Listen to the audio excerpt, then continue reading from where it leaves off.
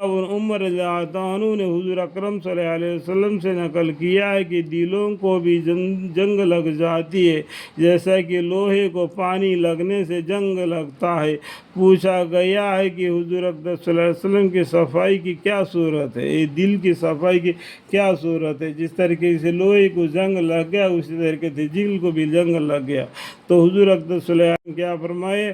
آپ نے فرمایا کہ موت کو کثرت سے یاد کرنا، قرآن پاک کا تلاوت کرنا، یعنی موت کو کثرت سے یاد کرنا اور قرآن پاک کا پڑھنا، یہ دل کی صفائی کے لیے، دل کو صفائی کرتا ہے۔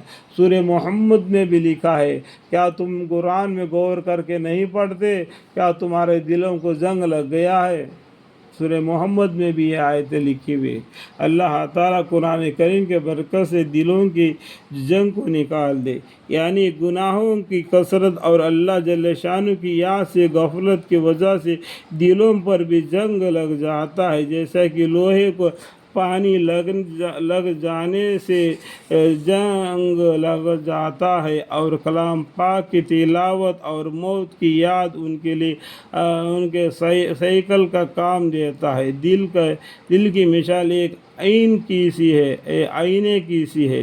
دل کی مثال ایک آئینے کی سی ہے، جس قدر وہاں دھندلا ہوگا معرفت کا انعام اس پہ کم ہوگا، یعنی دکھائی کم دکھا دے گا، تو کپڑے سے پوچھنے سے وہ صاف ہو جائے گا اور پورا چہرے کو اچھا دکھلائی دے گا۔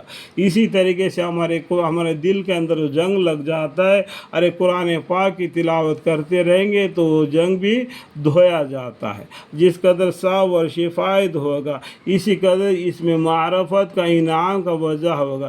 اس لیے آدمی جس قدر معاشی شوہانیہ یا شانیہ میں مبتلا ہوگا اس قدر معرفت سے دور ہوگا، اور اسی آئینے کے صاف کرنے کے لیے مشائخ سلوک، ریاضات و مجاہدات، اذکار و شعانہ تلقین فرماتے ہیں۔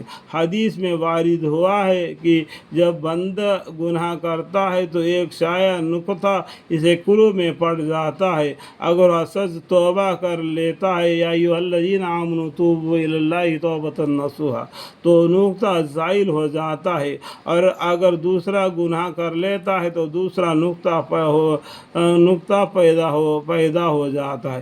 اسی طرح اگر گناہوں میں بڑھتا رہتا ہے تو شدہ ان نقطہ کے کثرت سے دل بالکل سیاہ ہو جاتا ہے، پھر اس کا قلب میں خیر کی طرف رغبت ہی نہیں رہتی، بلکہ شر ہی کی طرف مائل ہوتا ہے۔ اللہم احفظنا منہ، اللہم اغفر لی۔